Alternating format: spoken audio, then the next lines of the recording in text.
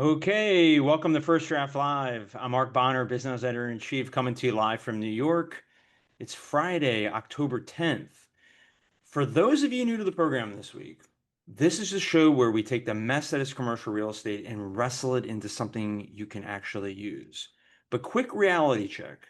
This is not the main event. The main event is our daily newsletter, The First Draft.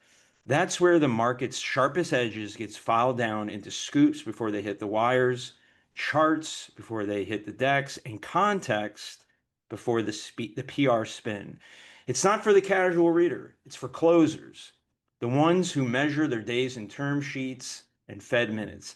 Written by me and a newsroom full of wired insomniacs, the kind of people who think cap rate surveys make better breakfast reading than the journal. So for our first draft audience today, we're giving you the backstage pass, 7 days on us. Sign up now at biznell.com/first draft. That's biznell.com/first draft. Okay, let's get into today's story. Deloitte's 2025 CRE executive survey does not sugarcoat it. The recovery hasn't been canceled, but it has hit pause. The survey, based on responses from 850 CRE executives across the globe, found capital availability has leapfrogged interest rates as the industry's top concern. That's a shift that says more about confidence than cost. On one hand, the data looks bullish. New loan volume is up nearly 90%. $585 billion in dry powder is waiting to be deployed, and spreads are tightening. On the other, legacy maturities are looming, and more than half of executives face a loan coming due in the next year. For many, the math won't work. Office, written off by most investors, is inching back into the conversations, especially as valuations reset and cities return to work. And AI, once touted as a cure-all, is showing more friction than transformation, delivering wins in leasing and tenant management, but plenty of headaches everywhere else. So here's the real question. Are we looking at a short stall before the market reaccelerates, or the early signs of a longer, harder slowdown? To unpack it, we've got Sally Ann Flood, Vice Chair and U.S. Real Estate Sector Leader at Deloitte. It's her birthday. Happy birthday, Sally Ann Flood. Welcome to First Draft Live. Thank you, Mark, and it is great to be here. Listen, every cycle, as you know, Sally Ann, has its stall points. Your survey found optimism is slipping as lenders are getting choosier and refining gets ugly, yet fresh capital is flowing. hmm Is the pause just a timing issue, or is there something deeper at play here? Yeah, I think it's a point of reflection. I liked the concept of it being a pause, that it's not that we've fallen off a cliff again and we're going to spiral down. It's more the sentiment like really was just slightly more cautious this year. So considerably better than prior years, like from like 3, 4 years ago, absolutely better. But just compared to last year, I think it was just a softening. And, when you still look at the numbers that 83% still expected their revenues to increase in the next 12 to 18 months, I still think that that's positive. So it's just not as high as prior years. Also, they expect expenses to increase, so I think that was about in the 60s. So I think the pause concept is right versus a falling off the cliff. Cillian, do you think if the survey were conducted today, that the result would be any different? Great question. I don't know if that much has changed in the last like 4 months since we took the survey. We expected interest rates to decline or take a cut at least once or twice. We've had one cut. Would have been nicer if it was bigger, but I don't know if that much has changed. I think we're just in a period that this year is going to continue to be challenging. And I think there's a lot of optimism for 26 as we turn the corner at the end of the year. So I actually don't think it would have changed too much if we took it now. The only reason why I ask is because 4 months ago, we were still at the very beginning of Donald Trump's term, right? hmm And there's a lot of optimism, especially on Wall Street, but certainly in commercial real estate circles, that that was going to breathe fresh life Yeah. into what many believed was sort of a slower economy, at least here in the United States. Look, the economy fundamentally is really strong right now in a lot of Hmm. areas. There's a lot of Yeah. wobbliness under the surface. There's a lot of fear out there still about what's to come. But, when I hear pause, the main question I think a lot of our audience will have is, what does that really mean on the ground? Yeah. It's still at 75% still expected to increase their investment in real estate. I take that as a win. So I think it's more people are being cautious. We are in a period of uncertainty. But when they looked at what was the risk factors that they're concerned about, you touched on it in your opening. It's like capital availability, that rose to the top. So where is that going to come from? We had some good questions about M&A deals, like that has slowed down. Maybe that will open up again in 26. So I think it was more a period of uncertainty. Um, Tax policy is not as concerning at the moment. It's always going to impact real estate, but I think we were happy about some of the changes that were made that did not have a dramatic impact on real estate. So I think some of that uncertainty has actually gone away, but what's causing concern is more the capital availability, interest rates. There's still some of the usual suspects. When you look at the survey and all the other data that you're pouring over, Sally Ann, how do you reconcile distressed legacy loans with record new issuance? I think it is a tale of two stories. You've got the Mhm. legacy loans. 50, you touched on it, 50% will mature within the coming year. And I think there is some challenges on refinancing, modifications, renewing that debt. So I think that legacy debt, there's still some challenges there. But I think that gives a huge opening to the new debt. So we're seeing new sources of funding coming from high net worth individuals, insurance companies, the banks like are opening up again. So I think it's more a source of new funding that I'm finding very exciting. So I think CRE is going to see really a blend of the two, the legacy and new debt, to kind of take impact this year. Commercial real estate has drummed up a lot of cutesy mottos over recent years. Survive to 25, bliss in 26. Who knows what that means? But the focus is now, as you point out, it's all about 2026. Two Yeah, questions. When? When in I know. 2026? And what would you want? What do you need to see to know that the market is actually restarting broadly? Hopefully we'll see continued reduction and cuts in the interest rates. I think real estate really needs that as a cut, like to jumpstart activity. And 25 basis points not going to be enough. Like it's kind of we're looking for something big. I think that is impacting transaction volume a lot. But I think we are seeing more consolidation in the industry. We're seeing more joint ventures being opened up, new structures. So I think that's coming together in 25. So I am more optimistic for 26, that we'll see a turn, probably in maybe second, third quarter next year. Second or third quarter? Okay. Hmm. And I would imagine that a big part of that is going to be this $585 billion in dry Yeah, powder, right? The yeah, story, for this whole year hasn't been lack of capital, right? It's no. been a where and how it gets deployed. Hmm. So who's deploying smarter capital right now? Well, I think I'd probably more focus on where is it going. It's going to the top asset class, like you saw data centers rise to the top again.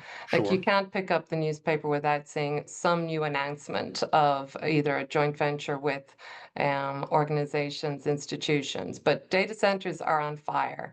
You can see 100% of data centers in 9 significant markets are pre-leased. That's insane. So that is really good. We're also seeing the industrial, the warehouses move to 2 and 3, and that makes a lot of sense with logistics, a lot of focus on trade in the US. So the placement of 2 and 3, I think, is a great reflection of the US economy coming back and volume being here. And I think that that's been kind of interesting to kind of monitor. Like our top 4 asset classes, it kind of just shifted a little bit compared to last year, but not no new came in. Um, Multifamily is still there. Life sciences moved up into kind of the top Hmm. 5. And then, of course, you mentioned office. Like office is slowly coming back. So I'm focused more on where it's going. I think with office, like sitting here in downtown San Francisco, I think we've come across the bottom. Like we're turning back up, but it's going to take a while. And I think that's going to be more a flight to quality. That's I think, you're going to see potentially for those quality assets in office a lot more competition, multiple bids. And so I think that will take a while, but it's coming back up, which is exciting. Yesterday when you and I were on the phone, we talked briefly about the capital stack, right? How Yeah. different is that going to look moving forward, especially as we get into 2026? I think you're going to have multiple sources. Like it's not that equity is dead. I think equity will be there, but I think you're going to have the debt structures being a lot more interesting and potentially giving similar returns to equity. So a lot more creativity going on there. I was just in Europe at Expo Real earlier this week. A lot of discussions on the debt funds, how they can deploy that capital. They're very interested in like hospitality, for example, but data centers, of course. But I think that's going to be the shift, that you're going to have much more of a blended stack to attract kind of the money in. Right. You mentioned offices, and it seems like offices are coming back from the ashes, but valuations are down 30 to 50% in many markets. Suddenly, buyers are circling.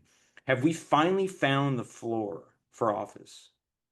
I think so. I think some of the metrics were showing that we're seeing now a couple of quarters in a row with values moving up.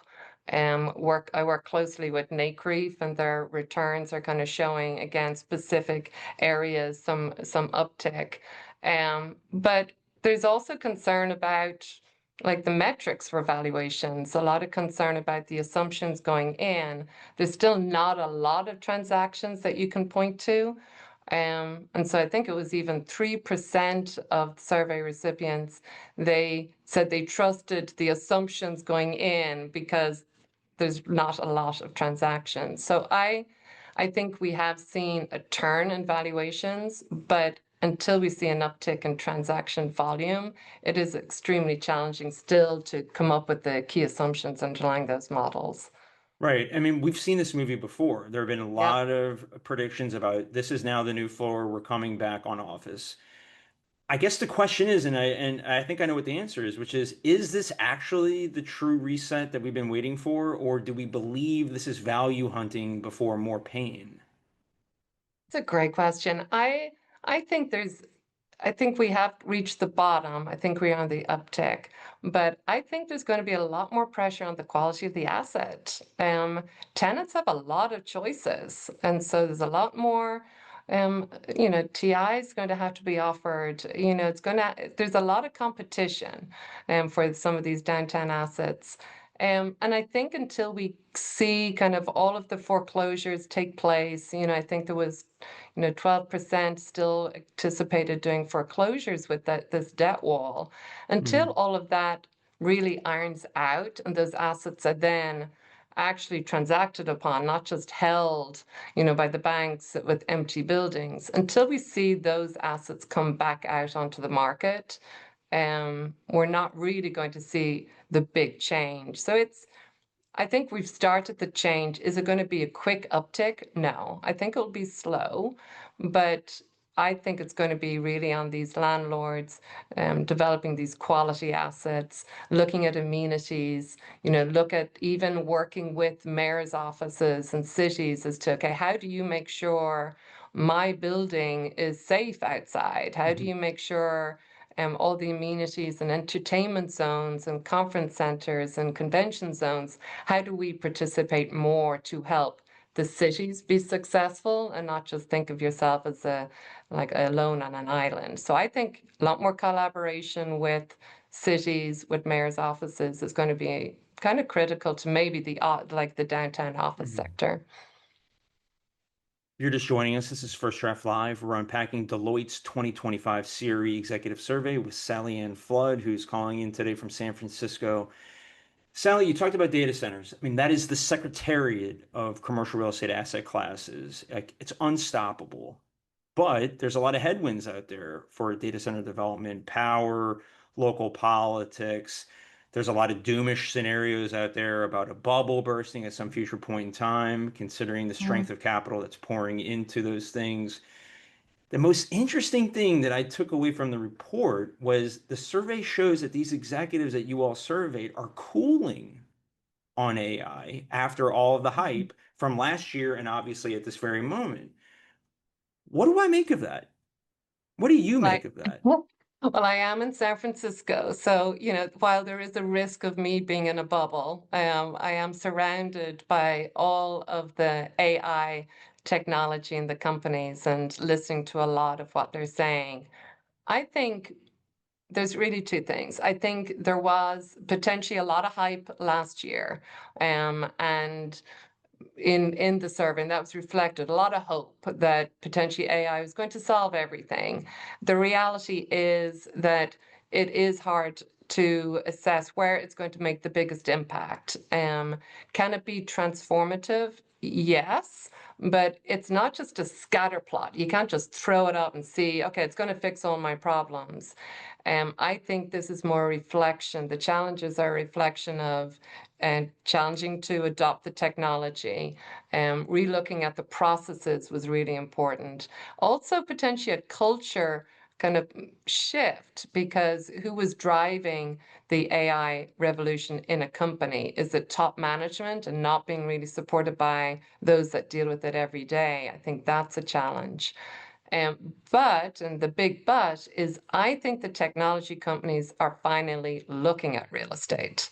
That's Hmm. what I'm excited about. Every week, even this month, you're seeing a new alliance being announced between a real estate company and a technology company. And that gets me excited because you need them at the table to really look at the processes. And that's where I think we've got some great optimism.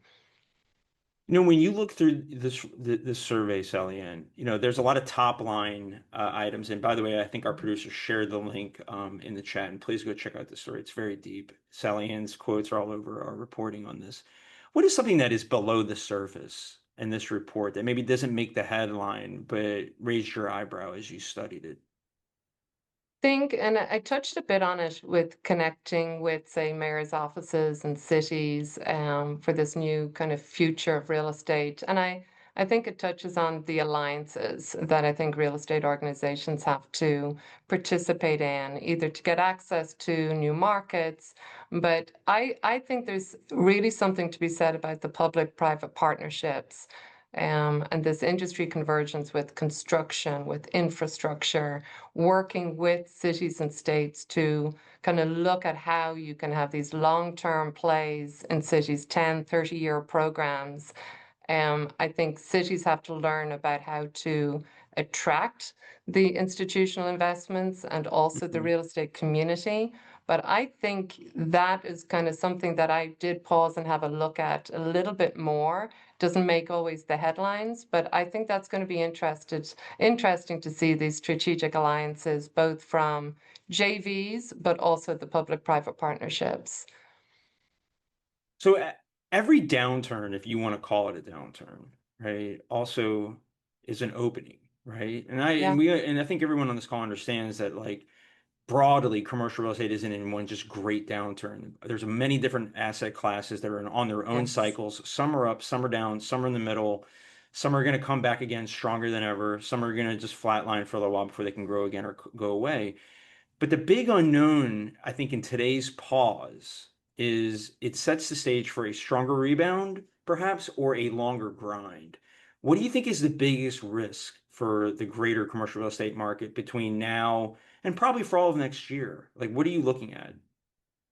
Gosh, I think there's still a lot of focus on cost containment. Like you hit it right that no one's quite sure whether it is going to be that slow grind out. Again, depends on the asset class, because under this umbrella of real estate, we've got so many phenomenal asset classes that are on fire.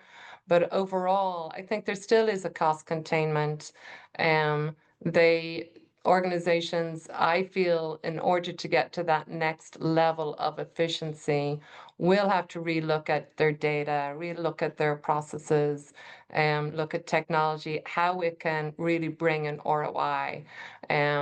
Like where we're seeing some good impacts are on tenant relationships, construction, leases. Gosh, digitized leasing, phenomenal. Like that can actually be a game changer. Like we've seen, you can digitize like 500 leases in 30 minutes. I think about that. 10,000 leases in, I think it was either an hour or 90 minutes. Like, okay, so now you start kind of thinking about, okay, the manual days are over, and what can you do with that with an intelligent technology platform? So I think cost containment, Mm-hmm. technology, all of this is going to be, if you let that pass by you, then I think you're in the slow grind. If you actually take it and embrace kind of the technology and be bold, I think then you're going to actually take kind of a leapfrog above the rest. And because I think the opportunities are absolutely there. I know it was in our phrasing of this, but the opportunities are there if you take it. Otherwise, you're going to be in this slow grind. I completely agree. And look, the fire Mhm. hose has been so strong coming out of the White House on some of our fronts that I think people forget, to your point, Sally, Ann, that like that crypto legislation, which I believe came Yeah. after One Big Beautiful Bill, which stole a lot of headlines, that has the ability in 2026, even moving forward, to completely revolutionize the industry in terms of how it builds capital stacks, how it Mhm. deals with property management to your perspective. I think there's some scary things that are not maybe as scary as we believe them to be in terms of job killers. The Luddite fallacy comes to mind, but huge opportunities here along those Huge. lines. Huge. I think cryptocurrency, blockchain, like these are all early technologies for real estate.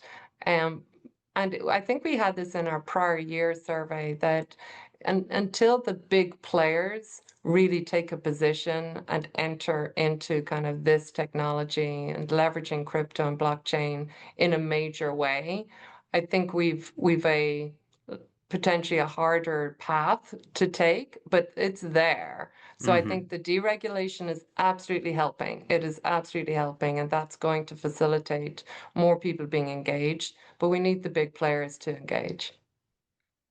Sally Ann, let me get to a question from our audience. Data centers. Viability is highly dependent on public infrastructure, electricity, and there have been signs of strong public resistance, local politics, which I referenced earlier. What is Mhm. the impact for CRE?